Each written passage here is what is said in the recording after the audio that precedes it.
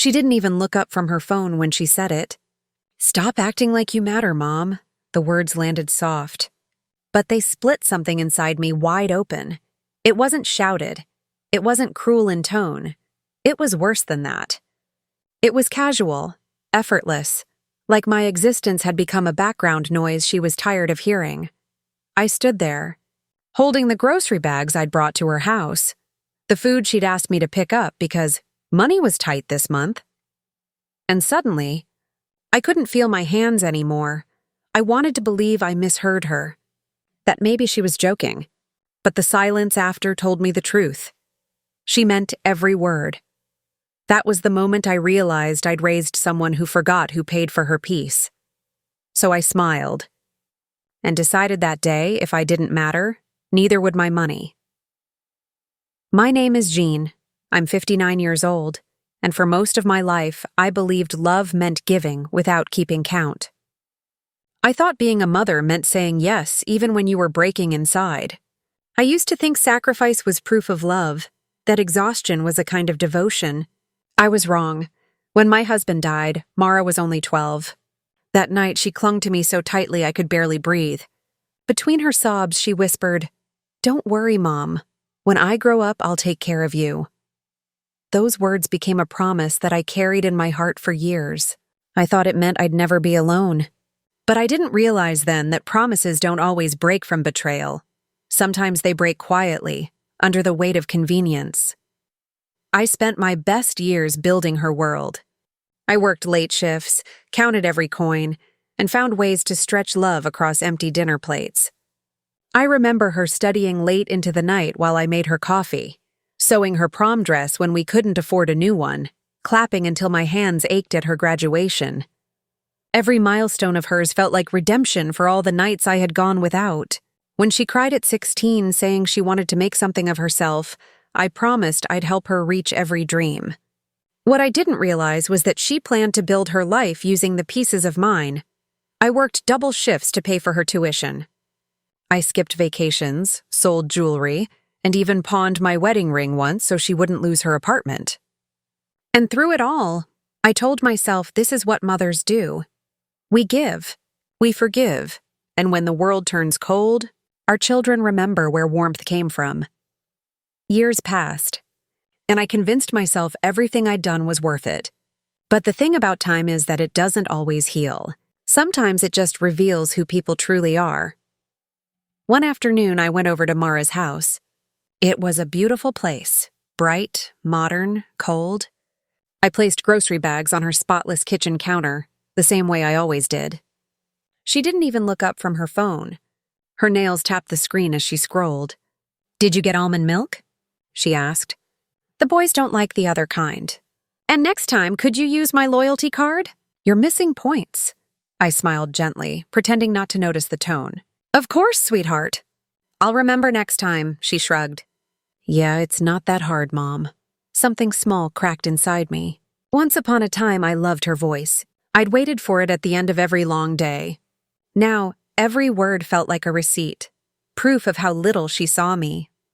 I remembered the girl who used to run into my arms after school, the one who hugged me at the airport before leaving for college, whispering, "You'll always have me, Mom, always." Promises like that age faster than people do. Back in her kitchen, her phone rang. She lit up instantly, laughing in a way I hadn't heard in years. "It's just my friend," she said. "We're planning dinner at the winery next weekend. Oh, and can you transfer that $600 tonight? I told the landlord it's coming." I froze, still holding a grocery bag. "You said you got a raise last month." I thought. She cut me off with a sigh. "Mom, it's just temporary." "You always make a big deal about everything." I almost apologized, out of habit. That's what mothers do. We shrink first, question later. But this time, something inside me didn't bend. It burned. I set the grocery bag down gently and looked at her.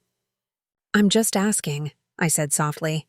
"You've had temporary problems for 8 years." She turned to me sharply. "Wow. You really love making me feel guilty, don't you? Maybe that's why Dad left." For a moment, the world stopped. The hum of the refrigerator suddenly felt like thunder. My hands trembled around my purse strap. That sentence, It shattered something sacred. I thought grief had already taken everything from me. Turns out it had left one last lesson. You can lose someone who's still alive. She turned away, scrolling again, as if nothing had happened. I stood there in that kitchen, the same space I once helped her decorate, and realized she didn't see me as her mother anymore. I was just a wallet with wrinkles. I remembered when she used to call me Mommy after scraping her knee, when I was her whole world. Now I couldn't even get eye contact.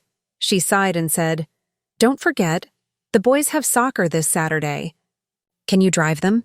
"I've got brunch with the girls," I hesitated. "I have my book club on Saturday." "Maybe," she rolled her eyes, "you can go next time. They're your grandkids.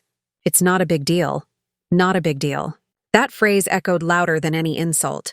Every time I said yes, a piece of me disappeared. The thing about being needed is that it feels like love, until you realize you're being used. I placed the grocery receipt beside her untouched coffee. "Don't worry about the milk, Mara," I said quietly. "I'll take care of it." Like always. She didn't even look up.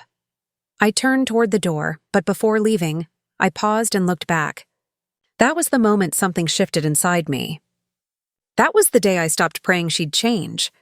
I started wondering what would happen if I did. As I walked down her driveway, the wind brushed against my face, scattering fallen leaves. For years, I had confused silence with peace, but silence, I realized, can also be surrender. That night, as I sat alone in my small living room, I unfolded the grocery receipt from my pocket. The paper trembled in my hands. It wasn't just a list of groceries. It was proof that my love had become her currency, and for the first time, I asked myself what would happen if I stopped paying. What if I let her world feel the weight of its own choices? Would she crumble or would she finally stand? My phone buzzed. It was a message from Mara. "Can you send rent early?" I stared at the screen for a long time. The words blurred as my eyes filled with quiet realization. Then, without replying, I deleted the message. That tiny motion felt louder than any argument I'd ever had. For the first time in years, I didn't rush to fix someone else's storm. I didn't apologize. I didn't send the money. I simply let the silence speak. I sat by the window and watched the wind move the trees outside. The world felt calm in a way it hadn't in a long time. I realized that peace doesn't always come with love. Sometimes it comes with letting go. That night, I didn't sleep much. I thought about all the years I had spent being her safety net. Every bill I'd paid. Every favor I'd done. Every time I'd let her words bruise me because I told myself she was just stressed. I had built my whole identity around being useful. And when someone no longer needs you, usefulness becomes a kind of prison. I poured myself a cup of tea, sat down at the kitchen table, and stared at the clock ticking. I felt the quiet spread through the room, heavy, honest, cleansing. For so long, I thought I was afraid of being alone. But that night, I realized I'd been alone for years. I just hadn't noticed. I'd been living on the edges of her life, pretending that scraps of attention were love. The next morning, the world felt different. The same, but lighter. I made breakfast for myself instead of rushing out to help her. I watered my plants, listened to the radio, and didn't check my phone. For the first time, my day didn't revolve around someone else's schedule. It was strange at first, the quiet. But it was also beautiful, because it was mine. And as I looked out the window, watching the sunlight spill across the floor, one thought kept circling in my mind. What happens when the one who always says yes finally says no? I didn't know the answer then, but deep down I could feel it coming, because sometimes the smallest act of rebellion isn't loud or angry. It's silent. It's a woman sitting alone in her kitchen, deleting a message, and deciding that her love will no longer be taken for granted. And just like that, the wind outside finally sounded calm. After that day in Mara's kitchen, something inside me went quiet. Not broken, just still. The kind of stillness that comes when you finally stop hoping someone will see you. For years, I had lived for her calls, her texts, her little emergencies. My days were stitched together by her needs. But after that argument, after the way she said those words about her father, something in me changed shape. It was as if my heart finally exhaled after holding its breath for years. The next morning, the world felt strange, almost too calm. I poured myself tea, the way I always did, and sat in my armchair. The clock ticked softly beside me, the sound filling the silence that used to scare me. Then my phone buzzed. It was a voicemail from Mara. Her voice filled the room, casual, commanding. "Hey Mom, reminder, property tax is due this week. Just send it directly to the account like last time. Thanks." There was no warmth, no please, no thank you, not even love you. Just instructions. I stared at the phone for a long moment before pressing delete. The click sounded final, like closing a door that had been left open too long. I turned on my computer and opened my online banking. The screen filled with endless rows of transactions. Mara's name over and over again. Groceries, rent, utilities, car insurance, daycare, medical bills. Thousands and thousands of dollars over the years, every payment a piece of me. I had told myself I was keeping her safe, that this was what good mothers do. But as I stared at those numbers, it didn't look like love anymore. It looked like obedience. I remembered the night she came to me after her divorce, broken and trembling. She had cried in my arms, whispering, "I don't know what I'm going to do." I had stroked her hair and said, "You'll never have to worry, baby. I've got you." I meant it. Every word. But now, I realized she had heard something else. "I'll carry you, no matter what you do." A few days later, I went to my book club. My friends were laughing over coffee and pastries, their conversations light and full of joy. I sat there, smiling politely, trying to feel like I belonged. "Jean," one of them said, "are you ever coming on one of our weekend trips? We haven't seen you take a break in years." I smiled faintly. "Maybe next time. Things are a little tight right now. Mara needs a little help." They exchanged knowing glances. One of them leaned forward. "You've helped that girl since college. Doesn't she work in real estate?" I hesitated. "She tries." My friend sighed softly. "Honey, you raised her. You don't owe her your peace." Their words lingered long after I left. It's strange. You can hear the truth 1,000 times, but it never lands until you're ready to lose something. That evening, I walked home alone. The night was quiet, except for the sound of crickets.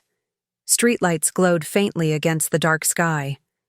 I paused in front of a store window and caught my reflection. Tired eyes, slumped shoulders. A woman fading quietly into the background of her own life. When did I start disappearing from myself? When did helping my daughter become a way to hide from my own emptiness? I stood there, staring at that reflection, and exhaled. It was a sound caught between relief and grief. The next day, I found myself at Mara's house again, babysitting my grandsons. The living room was cluttered with toys and laughter, the kind of chaos that used to fill my heart. I hummed softly as I folded their tiny shirts, the smell of detergent and innocence filling the air. The door opened suddenly, and Mara walked in, phone in hand, expensive purse on her shoulder, perfume trailing behind her. "Hey, Mom," she said without looking up. "Thanks for watching the kids again. I had a lunch meeting with a new client. Oh, by the way, I used your card for gas. I'll pay you back later." I kept folding the laundry, my hands calm, my voice quiet. "All right," she looked up, sensing the silence. "What's with the silent treatment?" "No treatment, darling," I said softly. "Just listening." She rolled her eyes. "Well, could you listen while I ask one more favor? The landlord's raising the rent again. I need a little extra till next month." I set the towel down slowly and turned toward her. My voice was calm, not sharp, not angry, just steady. "Mara, I checked. You own this house. You told me you were renting it, but the deed lists your name, and your ex-husband's." Her face froze. The air in the room thickened. Her fingers tightened around her phone. "Wow," she said finally, her voice laced with mockery. "You've been snooping on me now? That's creepy, Mom." "I was just curious where all the rent money was going," I said. Her tone changed instantly, hard and defensive. "You don't understand how complicated things are. I had debts, medical bills." I interrupted gently. "I checked those too. They were paid off 2 years ago." The silence that followed was sharp enough to cut through bone. She looked caught for a second, but instead of guilt, her face hardened into defiance. "Why can't you just trust me?" she snapped. I looked at her, really looked, and for the first time, I didn't see my little girl. I saw a woman who had learned that my love came without limits. "I did trust you," I said quietly. "That's the problem." She grabbed her purse, anger flickering across her face. "You're unbelievable," she said, heading for the door. "I've got enough stress without you acting like some detective." The door slammed behind her. The sound echoed through the house like thunder. I stood there for a moment, my hands resting on the folded laundry, my heart steady. Then I let out a long, deliberate breath, the kind that feels like release. When you've been a caretaker for too long, even betrayal starts to feel familiar. But this time, something different stirred beneath the disappointment. It wasn't heartbreak. It wasn't shock. It was clarity. That night, I sat in my kitchen. Again, the same cup of tea in my hands, the same clock ticking on the wall. But my mind wasn't in the past. It was somewhere new, sharper, quieter, more dangerous. I wasn't angry anymore. I was curious. If everything I had done for her was meant to protect her, what exactly was I protecting her from? Or maybe the real question was, who was I protecting her from? The world or herself? I opened the old wooden drawer by my table and pulled out a thick, dusty folder labeled Estate. It had been sitting there untouched for years. As I opened it, dust floated into the air like old memories. Inside were the documents I'd written long ago. My will, insurance papers, bank details. Back then, I believed that money could fix what love could not. My eyes landed on her name, neatly typed beside the words, Primary Beneficiary. I ran my finger over the letters, each one feeling heavier than the last. What would happen if I changed it? What would she do without the safety net I'd built around her life? For the first time, I wanted to find out. I picked up a pen and held it above the paper. The tip hovered over her name, trembling. I didn't cross it out, not yet. But the thought alone sent a quiet power through me. It was a thought that whispered louder than any argument we'd ever had. What if she had to stand on her own? Outside, the night wind stirred through the trees. The sound was soft, but charged, like the air before a storm. I looked toward the window and felt the tension rising inside me. Not fear, but something freer. Every storm starts as a whisper. And that night, my whisper was simple. No more. I closed the folder, pressing my hand over it, feeling the weight of all the years that had led to this moment. I had spent decades being her anchor, holding her steady, keeping her from drifting. But maybe I'd kept her from learning how to swim. That realization settled into me like a seed, quiet but unstoppable. The storm wasn't here yet, but I could feel it coming. I took another sip of my tea. It was cold now, untouched for too long. I didn't mind. For the first time in years, I didn't feel like the background character in my own life. I felt like someone who was about to write a new chapter, one where love didn't mean surrender, one where silence didn't mean submission, one where I could finally breathe without asking permission. And as the lights dimmed around me, the folder on my table seemed to glow faintly in the lamplight, the quiet beginning of everything that would come next. Because when a woman like me finally says no more, it isn't a whisper. It's the sound of the earth shifting. And that night, It started with a single thought, steady and sure. I had given enough. Now it was time to take back what was left of me. The air inside the restaurant felt heavier than usual that night. The chandeliers hung low, their golden glow shimmering against polished glasses and folded napkins. It was supposed to be a simple family dinner, my daughter Mara's idea, or so she said.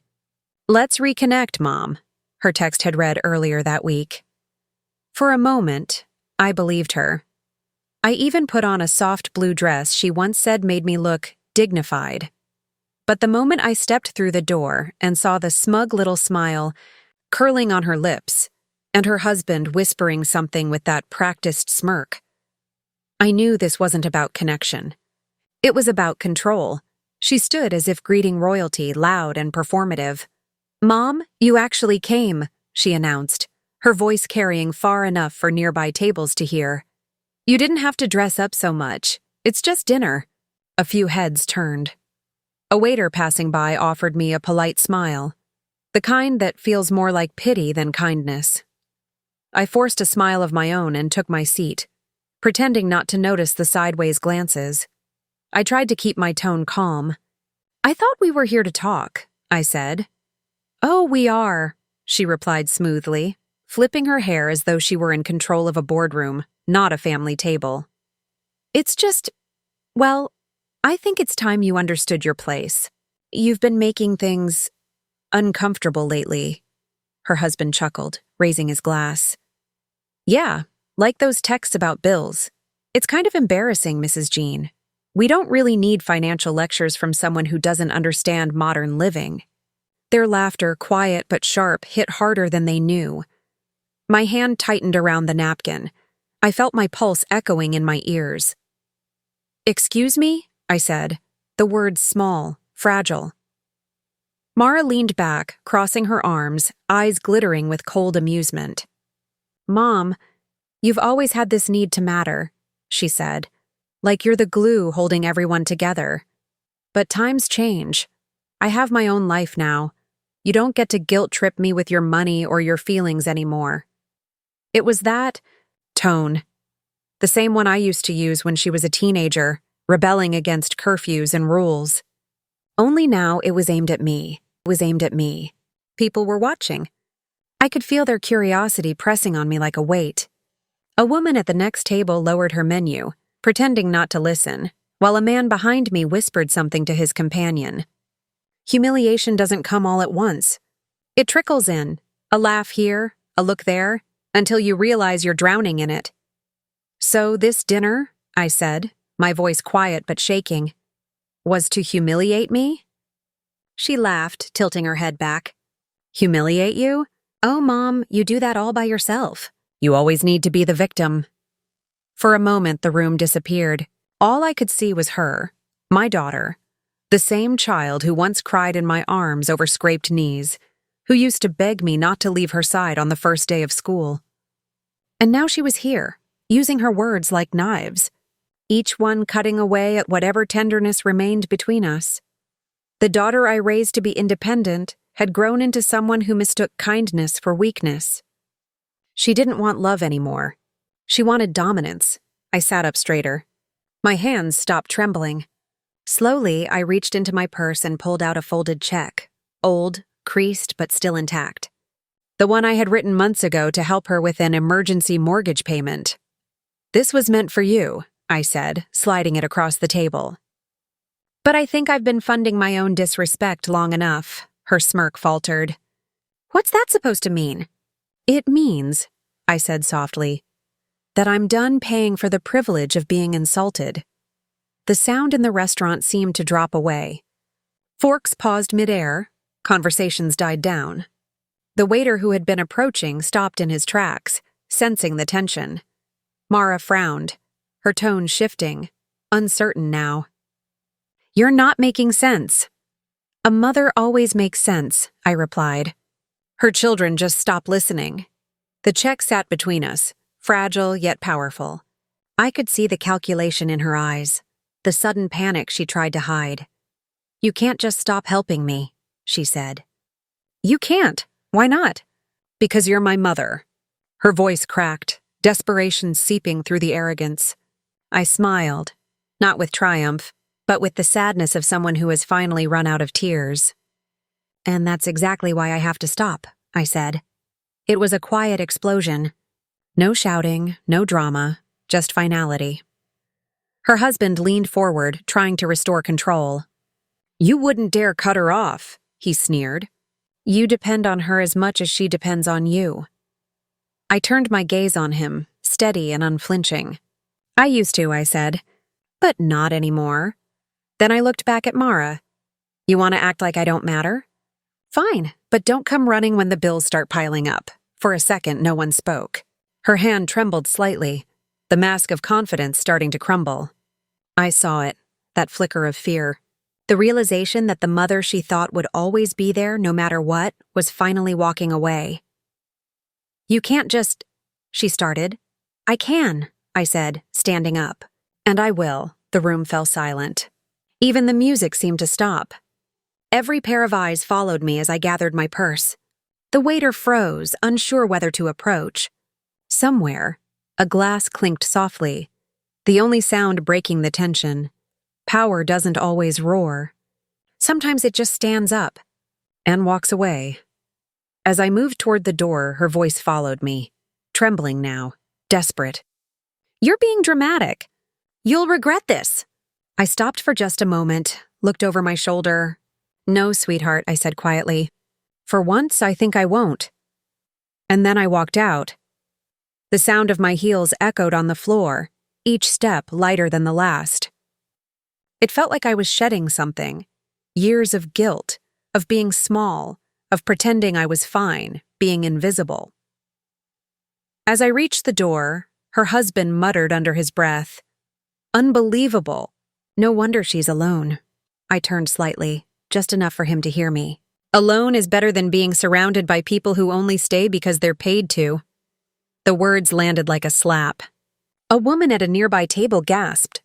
Mara looked down, her cheeks flushing, her confidence finally cracking in front of strangers. Then I stepped out into the night. The air outside was cold, sharp against my face, but it was the kind of cold that wakes you up, not the kind that hurts. The streetlights glowed softly, the city alive with the sounds of laughter and clinking glasses.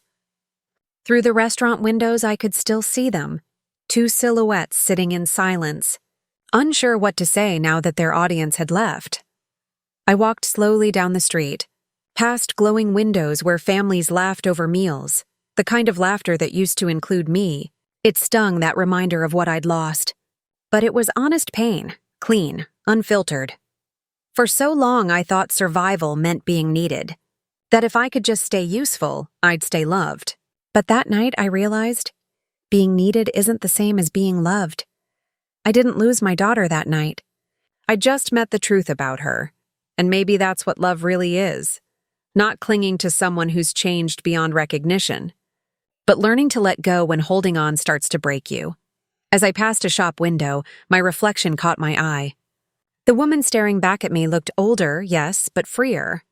There was a faint smile on her face, the kind that comes after a long, silent storm. For the first time in years, I didn't feel like the forgotten mother begging for scraps of attention. I felt like a woman reclaiming her worth, piece by piece, step by step. Behind me, the restaurant lights glowed, blurred in the distance, a symbol of the life I was finally walking away from. And as the door closed behind me for the last time, so did the version of me that believed love had to be earned through sacrifice. That night, under the hum of the city lights, I wasn't broken. I was becoming whole again. When I got home that night, the silence greeted me like an old friend. The kind that doesn't ask questions, it just sits with you, unbothered, patient. No noise, no judgment, no voices waiting to take another piece of me. Just quiet. The kind of quiet that forces you to feel everything you've spent years avoiding. I slipped off my shoes, walked across the dimly lit living room, and placed my purse on the counter. The air still smelled faintly of the lavender candle I'd lit that morning. I made myself a cup of tea, the same way I always did. 2 sugars, a splash of milk, and a slow stir until the color turned that familiar caramel brown. Then I sat by the window, watching the streetlights blink against the empty road. It was strange. The peace felt heavy, like it had been waiting for me all along, hiding behind the chaos of every argument, every unpaid favor, every tear I'd brushed aside just to keep the peace. For years, I had built my identity around being needed, being the mother who showed up, who fixed everything, who made sure no one ever felt lack, even if I did. But that night, for the first time, the phone stayed still. No messages, no missed calls, no one needing me. I should have felt lonely. I expected to, but instead I felt something else, something quieter, cleaner, like someone had finally washed the guilt off me. Still, part of me hoped she'd text. Not for the money, not for help, just a word. Maybe an apology, maybe something small like, "Are you okay?" I checked my phone a few times that night, then again the next morning. Nothing. Days passed. Then a week. The world outside didn't care about my silence. Cars still passed. The neighbor's dog still barked every afternoon. Life didn't stop, but something inside me had shifted, like a door had quietly closed somewhere deep within. I started to cook just for myself again, small, simple meals that didn't feel like chores. I read old novels I used to love, books that smelled like rain and memory. I watered my plants, talked to them the way I used to talk to her when she was little, softly, as if care alone could make something grow. Each morning, the sun felt a little brighter. Each night, the ache in my chest felt a little lighter, but peace, I learned, doesn't stay unchallenged for long. On the 8th day, my phone finally rang. Her name flashed on the screen, Mara. My heart stuttered. That familiar mix of love and dread rose inside me. I hesitated before answering, my finger hovering over the green icon. When I finally picked up, my voice came out steadier than I expected. "Hello, Mom?" Her voice was small, smaller than I remembered. "We need to talk." There it was. That word, need. The same word she had thrown back at me weeks ago, stripped of all warmth. But now it trembled. "What happened?" I asked quietly, a pause. A shaky breath. "It's the credit cards," she said. "And the bills. Everything's a mess. I thought I had it under control, but I don't. And She hesitated, her breath catching. "He left for a few days. Said he needed space." For a moment, I just listened. The sound of her voice, once sharp and certain, now cracked and uneven. I could hear her trying not to cry. The arrogance she wore like armor that night in the restaurant was gone. "I thought you didn't need my help anymore," I said gently. Her silence stretched on the line, long, raw, vulnerable. I didn't mean what I said. "Mom," she whispered. I was angry. "I didn't think you'd actually cut me off." The words landed with a strange weight. This was the moment I'd imagined countless times. The call, the apology, the realization. But standing in it didn't feel like victory. It felt hollow, like looking at a burned-down house you once called home. "Do you know what hurt me most?" I asked softly. "Not your words, but the pride you carried when you said them. The way you looked at me in that restaurant, as if my love was something you could mock in front of strangers. My love was something you could mock in front of strangers." Her voice cracked again. "I'm sorry, Mom," and I believed her. I really did. But belief doesn't erase damage. It just helps you stop bleeding from it. "I believe you," I said, "but you need to understand something. I can forgive you, but I can't go back to being your doormat. If you want my support, it starts with respect, not dependence," she sniffled. "I understand." "Good," I said quietly. "Then start over. Not as a spoiled daughter asking for money, but as a woman trying to rebuild her own life." There was a soft sound, maybe a nod, maybe just her holding back more tears. "I'll try," she whispered. "I know you will," I said. "You always were stronger than you thought."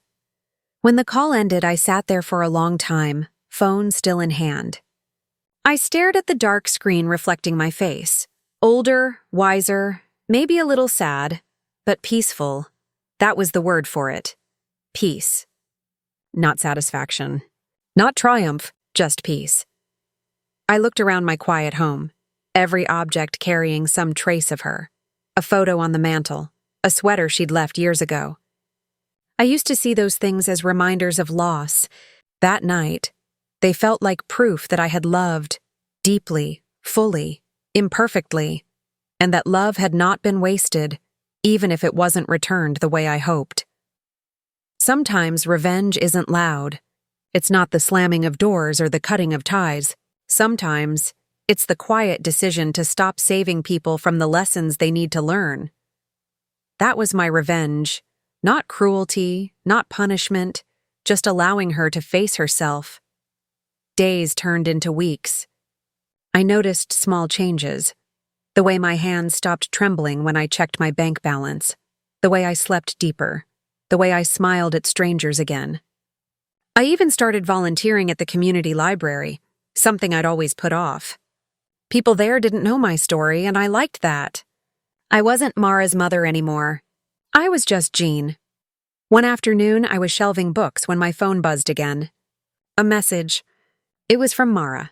Just 3 words. I love you. No requests. No excuses. Just that. I stared at it for a long time before replying. I love you too. Always have, and that was enough. No grand reunion. No cinematic tears. Just a quiet understanding that love could exist, even after disappointment, even after distance. That night, I poured myself another cup of tea and sat by the same window. The world outside looked softer somehow, not because it had changed, but because I had. I watched the headlights pass on the street, the soft hum of life moving on. For the first time in years, I didn't feel like I was waiting for her call, her attention, her validation. I wasn't waiting for anyone. I was simply living. The irony wasn't lost on me. The daughter who once told me to stop acting like I mattered had finally learned what it meant to need me. Not my money, not my help, but my presence. And I had learned what it meant to let love exist without losing myself inside it. As the night deepened, I thought about the past, the endless giving, the emotional acrobatics of motherhood, the moments where I confused sacrifice for love. I realized something quietly heartbreaking. I had spent half my life trying to earn a love that was mine by right. I smiled, the kind of smile that comes after a storm. Small, tired, but real. Outside, the wind rustled through the trees. The teacup warmed my hands. Somewhere in the distance, a car horn sounded, faint but alive. And for the first time in a long, long while, I whispered to myself, not out of pride, but clarity. I matter. It wasn't defiance. It wasn't rebellion. It was truth. That night, as the clock ticked past midnight, I didn't feel like the forgotten mother anymore. I felt like the woman I was before motherhood consumed me, steady, whole, and enough. I closed the curtains, turned off the lights, and walked to my room. The world was quiet again, but this time the silence didn't feel heavy. It felt earned, and that's when I finally understood. Peace isn't found in getting even. It's found in getting free. It had been 3 weeks since that call. 3 quiet, strangely peaceful weeks that felt like a lifetime's worth of lessons packed into days. The world around me hadn't changed. The same street, the same soft hum of passing cars, the same wind brushing through the garden. But I had. I no longer woke up to the weight of waiting for someone's validation. I no longer checked my phone to see if she remembered I existed. The silence that used to sting now felt sacred, almost healing. I filled my mornings with simple things. Making tea, watering the plants, letting sunlight fall across my face without rushing to be anywhere. It was a rhythm I had forgotten, a life that didn't depend on someone else's approval. The house felt lighter. My heart did too. I didn't realize peace could be this quiet, this steady, this kind. Then one afternoon, as I knelt beside the garden bed trimming the roses, I heard the slow crunch of tires on the gravel outside. It was rare for anyone to visit unannounced, and something inside me stirred, a mix of curiosity and instinct. I straightened, brushed the soil off my hands, and looked toward the gate. My breath caught. It was her, my daughter. She stood there in a soft blue dress, holding nothing, her shoulders slightly hunched, her expression uncertain. There was no trace of the confident woman who had humiliated me at that restaurant. This version of her looked smaller, humbled, fragile in a way I had never seen before. Her eyes searched for something, maybe permission, maybe forgiveness. I couldn't tell. I didn't rush to her. I wanted her to feel the stillness between us, to understand that this space was no longer something she could demand her way into. For the first time, it was her turn to wait. When she didn't move, I simply said, "Come in, if you're ready." She hesitated. Then slowly she pushed the gate open. The sound of its hinges creaking felt like the sound of something old breaking open inside us. Pride, anger, all the unsaid words that had built walls for years. She stepped through, clutching her arms, and walked toward me. When she reached me, she didn't speak right away. We just looked at each other, a silent conversation of everything we'd lost and everything we still could rebuild. Finally, her lips trembled as she said, "I didn't come to ask for anything. I came to say I'm sorry." Properly this time. Her voice was low, fragile. I didn't interrupt. I let her speak. "You were right," she continued. "I treated you like a safety net. Like you'd always be there to clean up after my messes. And when you stopped, I blamed you instead of facing myself. I told myself I was independent, but I wasn't. I was just scared to grow up." She swallowed hard, looking down. "When you cut me off, I thought you were cruel. But then everything fell apart. The bills, the rent, even the little things I took for granted." He left for a while, said he needed space, and I realized I'd built my whole life on expecting others to rescue me. When that stopped, I had no idea who I was without it. Her words sank deep. I could hear the honesty in them, the kind that doesn't come from guilt, but from growth. "I've been applying for jobs," she said softly, "trying to manage things myself. It's not easy, but it's showing me what you meant all those years. That strength isn't about control. It's about standing up when no one else is there to lift you." For a moment, neither of us spoke. The garden was quiet, just the wind brushing past, carrying the scent of fresh soil. I felt tears sting my eyes, not from pain this time, but from something else. Pride. I reached out, took her trembling hand and said, "That's all I ever wanted for you. Not perfection, not obedience, just self-respect. Because when you respect yourself, you start respecting others too." She let out a shaky laugh through her tears. "You know, when I said those awful words, 'Stop acting like you matter,' I didn't realize I was saying them to the only person who ever made me matter in the first place. That broke something in me. All the walls I'd built to protect myself started to soften." I pulled her into my arms, and she collapsed against me, sobbing quietly. For a moment, time stopped. There we were, mother and daughter, standing in the middle of a small backyard, surrounded by blooming flowers and years of unspoken love. It wasn't about who was right anymore. It wasn't about who apologized first. It was about finally seeing each other, not through the lens of expectation, but through understanding. After a while, she pulled back, wiping her face, and whispered, "Can I stay for dinner?" I smiled, brushing her hair from her face. "Of course. But you're helping with the dishes this time." She laughed through her tears. "Deal." Inside, the house felt warmer than it had in years. As we cooked together, something beautiful happened. The silence turned into laughter, the tension into teasing. She asked about my recipes, and I told her stories she'd forgotten. Every sound, the chopping, the sizzling, the clatter of dishes, one felt like music. But even in the warmth, there was awareness. I knew we couldn't erase the past. You can't unsay words that cut deep. You can only build something stronger on top of the scars they left behind. And that's exactly what we were doing. Not pretending it never happened, but learning from it. After dinner, we sat by the window, watching the soft orange sunset fade into the evening. She rested her head on my shoulder, and for the first time in years it felt peaceful, not forced, not owed, just natural. "Mom," she said quietly, Thank you for not giving up on me. I smiled faintly. I almost did, but I realized something. Giving up isn't the same as letting go. I had to let go of being your savior to give you the space to save yourself. She nodded slowly, understanding. Later that night, after she'd gone home, I cleaned the table and paused by her empty chair. There was something poetic about it. How an empty seat could once feel like a wound, but tonight, it felt like hope. I knew she'd be back, not because she needed me, but because she wanted to be here. That made all the difference. As I poured myself a cup of tea, I thought about everything that had happened. The insults, the tears, the humiliation, the silence, and finally, the peace. Life had circled back in a way I couldn't have scripted better. It wasn't revenge.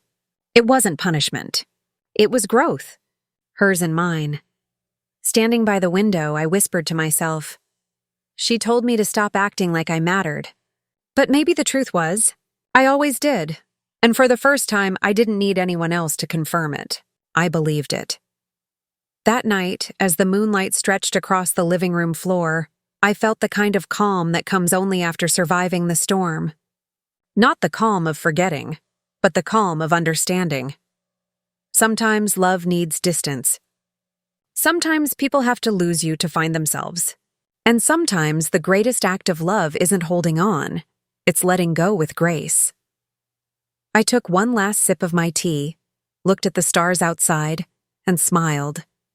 Because finally, I wasn't the mother waiting for her daughter to understand her worth. I was the woman who had rediscovered her own. And that, I realized, was the real redemption all along. If this story touched your heart, don't forget to subscribe to Jean's Stories, where every tale reminds us, love deserves respect. Hit the bell so you never miss the next story that'll make you feel, think, and remember who truly matters.